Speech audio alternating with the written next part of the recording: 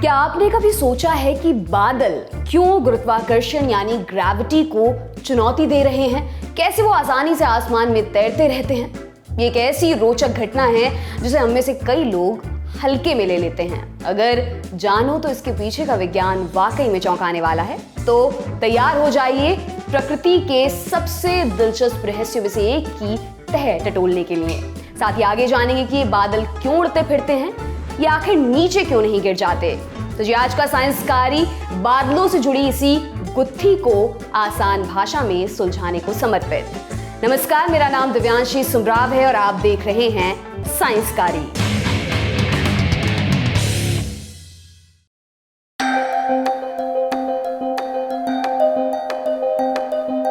ये तो सब जानते ही हैं कि बादलों से ही पानी बरसता है। ऐसा इसलिए क्योंकि वो पानी से ही बने होते हैं। तापमान के हिसाब से इनमें पानी के साथ बर्फ के क्रिस्टल्स भी हो सकते हैं। लेकिन ये पानी आता कहां से है? होता यह है कि हमारी धरती और इसके आसपास जो हवा है उसमें अलग अलग गैसों के मॉलिक्यूल्स यानी कण होते हैं, जैसे नाइट्रोजन और ऑक्सीजन। इनके अलावा और भी कई दूसरी गैसेस होती हैं, लेकिन बहुत कम मात्रा में। गैसेस के ये मॉलिक्यूल्स चलते फिरते रहते हैं, आपस में भिड़ते रहते हैं। अब एंट्री होती है सूरज की।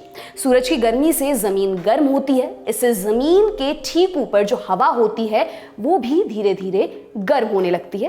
फिजिक्स के मुताबिक ये गर्मी एक तरह की एनर्जी यानी ऊर्जा होती है। गर्मी या हीट वाली एनर्जी यानी हीट एनर्जी। आगे एनर्जी हवा के मॉलिक्यूल्स में ट्रांसफर होती है। किसी चीज का तापमान बढ़ने के पीछे की साइंस यही है, उसके मॉलिक्यूल्स में इतनी तड़कती भड़कती एनर्जी घुस जाना कि जो मॉलिक्यूल्स पहले चल फिर रहे थे अब नाचने लगे।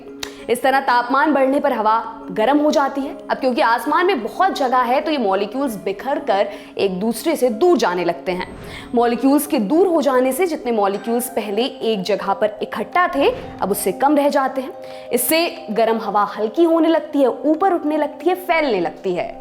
अब क्या होता है वो एक एक करके समझ लेते हैं। हमारी धरती ने जो कई किलोमीटर मोटी हवा की चादर ओढ़ रखी है उसमें ऊपर ठंडी हवा होती है। सूरज की गर्मी से जो गतिविधि नीचे हो रही थी उसको ऊपर वाली ठंडी हवा तक पहुंचने में टाइम लगता है। ठंडी होने की वजह से ऊपर वाली हवा के मॉलिक्यूल्स भी पास पास ही होते हैं। एक तो ठंडी हवा, ऊपर से मॉलिक्यूल्स भी एकदम पास पास पैक्ड, ये हवा को भारी कर देता है। अब क्योंकि भारी चीज तो नीचे आएगी ही, ये ठंडी हवा भी नीचे आने लगती है। गर्म हवा ऊपर और ठंडी हवा नीचे, यही फॉर्मूला है। साथ ही साथ हवा में मौजूद नमी यानी वाटर वेपर भी गर्म हवा के साथ ऊपर चले जाते हैं। जैसे जैसे गर्म और नमी वाली हवा वातावरण में ऊपर बढ़ती जाती है, तापमान कम होने लगता है और वाटर वेपर ठंडा होकर पानी की बूंदों का आकार लेने लगता है। इन्हीं अरबों खरबों बूंदों से क्या बनता है? बादल। वैसे एक बादल के ऊपर जाने की और भी कई वजहें हो सकती हैं। ये बादल के टाइप पर भी डिपेंड करता है। किस टाइप का बादल आसमान में किस ऊंचाई पर होगा, उसका आकार कैसा होगा, इसके लिए एक इंटरनेशनल क्लाउड एटलस भी है। फिलहाल हम फोकस करेंगे सबसे आम तरह के बादल पर। इसको क्यूमुलस बोलते हैं। वही सफेद रुई जैसा दिखने वाला बादल जिसका चित्र बचपन में हम सब ने बनाया है, इस क्यूमुलस को अपन आगे बादल ही बोलेंगे। चलिए, ये तो हमने साबित कर दिया कि बादल पानी से ही बना है। अब आप पूछ सकते हैं कि पानी तो हम मटके से ग्लास में भी भरते हैं। उस ग्लास में भरे पानी को अगर हवा में उछाला जाए तो वो तुरंत नीचे आकर हमें गीला कर जाता है। वो पानी भी क्यों बादल की तरह वहां हवा में ही नहीं अटक जाता? अब ये भी जान लेते हैं। इसके कई कारण हैं। सबसे पहला है कंडेंसेशन। कंडेंसेशन मतलब वो प्रक्रिया जिसमें एक गैस ठंडी होकर लिक्विड बन जाती है।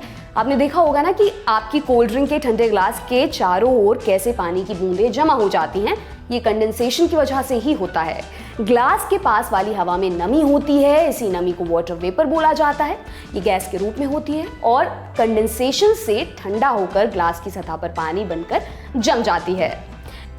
अब कोई गर्म चीज ठंडी होती है तो उसकी गर्मी कहीं तो जाती ही होगी। यही गर्मी ग्लास को धीरे धीरे नॉर्मल तापमान पर लाने में खर्च हो जाती है। कुल जमा जोड़िए कि कंडेंसेशन की प्रक्रिया में थोड़ी गर्मी यानी कि हीट भी निकलती है। ऐसे जब बादल में वाटर वेपर ठंडे होकर पानी की बूंद बनने लगते हैं तो इस प्रक्रिया से निकली गर्मी बादल को भी अंदर से गर्म कर देती है। ये गर्मी बादल को और ऊपर की तरफ धक्का देती है और इसी लॉजिक से मेले में मिलने वाला गैस का गुब्बारा भी हवा में ऊपर उड़ता है। अब बादल के तैरने के बाकी कारण जानने से पहले एक और उदाहरण लेते हैं। सुबह सुबह आपने अपने कमरे की खिड़की में से आती धूप की किरणों को जरूर देखा होगा। उन किरणों में तैरते हुए धूल के कणों को भी देखा होगा। हो सकता है मौज मस्ती में आपने कभी हाथ से उन धूल के कणों को परेशान भी किया हो। ऐसा करने पर अगर आपने गौर किया हो तो धूल के कण हवा में बोराए से उड़ने लगते हैं। अब साइंस की नज़र से देखते हैं कि यहाँ हुआ क्या। हवा में तैरती किसी चीज़ पर बहुत सारे फोर्स लग रहे होते हैं। वो चीज़ एक ही जगह टिकी रहे, इसके लिए उन सभी फोर्सेस में एक बैलेंस होना ज़रूरी है। बहरहाल इन सब में दो फोर्सेस सबसे ज़्यादा इंपॉर्टेंट है। पहला नीचे से ऊपर की ओर उठती गर्म हवा का फोर्स और दूसरा ऊपर से नीचे की ओर लगता हुआ ग्रेविटेशनल फोर्स यानी गुरुत्वाकर्षण बल। अगर ये दोनों फोर्सेस एक दूसरे के बराबर होंगे तो चीज़ अपनी जगह बनी रहेगी। लेकिन अगर कोई चीज़ इतनी छोटी और इतनी हल्की हो कि उस पर गुरुत्वाकर्षण अपना खेल ही ना खेल पाए तो हवा या किसी भी वजह से ज़रा भी डिस्टर्ब होने पर वो यहाँ वहाँ तैरने लगेगी, जैसा धूल के कणों के केस में होता है। उन धूल के कणों को तकनीकी रूप से गुरुत्वाकर्षण नीचे खींच रहा होता है, लेकिन वे इतने हल्के होते हैं कि अगर उनको कोई अपने हाथ से हिला दे तो वो यात्रा पर निकल पड़ते हैं। एक बार हवा में रहने के बाद उन्हें फिर सेटल होने में काफ़ी टाइम लगता है। बादल के साथ भी यही होता है। एक बादल का वजन भले ही 100 हाथियों के बराबर हो, वजन अरबों खरबों बूंदों में बटा हुआ होता है। वो बूंदें इतनी हल्की और इतनी छोटी होती हैं कि ऊपर उठती हवा का फोर्स नीचे लग रहे गुरुत्वाकर्षण से जीतने लगता है। ये फोर्स बादलों को तैरते रहने में मदद करता है। इसके अलावा कभी कभार तापमान कम होने पर पानी की बूंदें अक्सर जम जाती हैं। इससे बर्फ के क्रिस्टल बनने लगते हैं। ये क्रिस्टल पानी की बूंद की तरह गोल गोल नहीं होते, इनका शेप बड़ा ही टेढ़ा मेढ़ा होता है। बूंदों के ऐसे क्रिस्टल बन जाने से एक फायदा और हो जाता है, उतने ही वजन पर सरफेस एरिया यानी सतह का क्षेत्रफल पहले से बढ़ जाता है।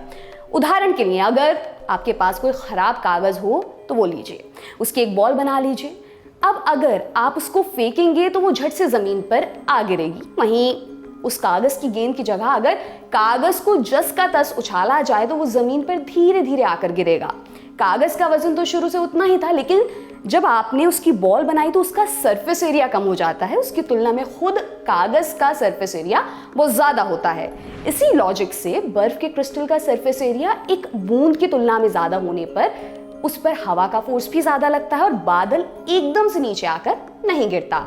आखिर में एक और बात, कहने को बादल में बहुत सारी पानी की बूंदें हैं, लेकिन असल में वो बूंदें एक दूसरे से काफी दूर होती हैं। इतनी दूर कि काफी पानी होने के बावजूद बादल लगभग पूरी तरह हवा का ही बना होता है।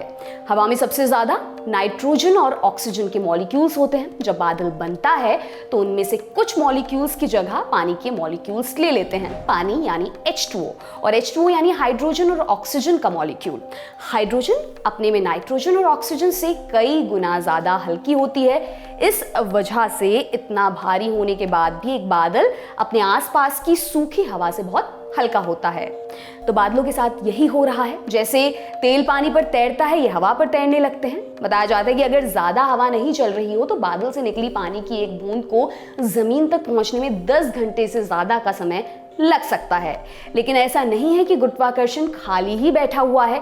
एक बादल ग्रेविटी के प्रभाव में बहुत धीरे धीरे नीचे गिर रहा होता है। कभी थोड़ी हवा लगती है तो ये फिर ऊपर की ओर उठ जाता है। एक तो नीचे गिरने की गति इतनी धीमी होती है, ऊपर से बादल होते भी दूर हैं। जमीन पर खड़े हमारे जैसे इंसान के लिए सब नोटिस करना बेहद मुश्किल है। बाकी जैसे जैसे बूंदों का साइज बढ़ता जाएगा, एक टाइम ऐसा आएगा जब ग्रेविटी ये लड़ाई जीत जाएगी। कहने का मतलब बादल हमेशा तैरते रहें ऐसा जरूरी नहीं। कभी कभी पानी की बूंदें इतनी बड़ी हो जाती हैं कि वो नीचे गिरने लगती हैं और इन्हीं गिरती बूंदों को आप और हम बारिश कहते हैं। उम्मीद करते हैं बादलों की अनोखी साइंस आपको समझ आ गई होगी। आपके लिए तमाम जानकारी लेकर आए थे हमारे साथी जतिन। देखते रहिए दी लल्लन टॉप। बहुत बहुत शुक्रिया। सिर्फ 59 रुपए महीने में पाइए YouTube पर LT प्रीमियम। किसी भी प्लेटफॉर्म से 3 दिन पहले देखिए हमारे प्रीमियम प्रोग्राम जैसे guest in the news room, किताब वाला आदि। इसके अलावा बहुत कुछ। सब्सक्राइब करने के लिए लल्लन टॉप के YouTube चैनल पर जाकर क्लिक करें ज्वाइन बटन।